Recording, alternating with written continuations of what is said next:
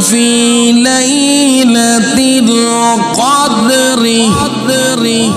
আল্লাহ বলেন নিশ্চয় আমি আল্লাহ এই পবিত্র কোরআনুল কারীমকে লাইলাতুল কদরে আমি আল্লাহ নাযিল করেছি সুবহানাল্লাহ ওয়া মা আদরাকা মা লাইলাতুল কদর আল্লাহ তাআলা নবীকে প্রশ্ন করে ও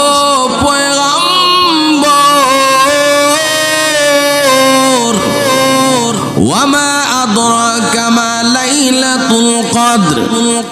হে পয়গম্বর আপনি জানেন কি লাইলাতুল কদর কি লাইলাতুল কদর সম্পর্কে কি আপনি জানেননি ও পয়গম্বর ও আবার নবী আপনি জানেন নাকি বলেন লাইলাতুল কদর খায়রুম মিন আলফি শাহর আল্লাহ বলে ও পয়গম্বর লাইলাতুল কদর এমন একটা বরকতময় রাত